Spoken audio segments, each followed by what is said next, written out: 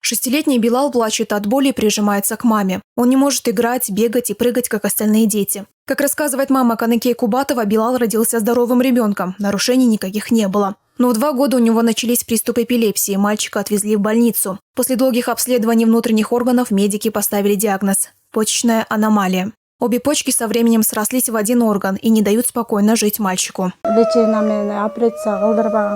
С тех пор он получает лечение. Не стали оперировать, но результатов пока нет. Вроде бы сначала лекарства помогают, но потом заново начинаются боли. Он может играться, и потом резко у него начинаются приступы. Потом нам поставили диагноз дистопия почек, то есть 2 почки у него срослись. Воспаление одной почки уже перетекает во вторую. Врачи говорят, лечением можно этот процесс остановить. Почки у него сейчас прямо над мочевым пузырем, поэтому он не может даже в туалет ходить. После долгих скитаний в поисках подходящего лечения семья Билала все-таки нашла клинику в Индии. Однако цена оказалась им не по карману. Лечение стоит $17 тысяч.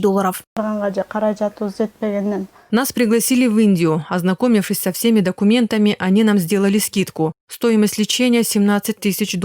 Но мы не можем собрать эту сумму. Ищем деньги вот уже 3 года, но безуспешно. Это наша последняя надежда, поэтому просим неравнодушных помочь. Некоторые удивляются, говорят, он же здоровый, но они даже не представляют, через какие муки проходит мой сын. Семья живет в съемной квартире. Кроме Билала есть еще 2 детей. Работает только отец. Он один обеспечивает семью, поэтому собрать самостоятельно деньги на лечение невозможно, вздыхает мама Билала.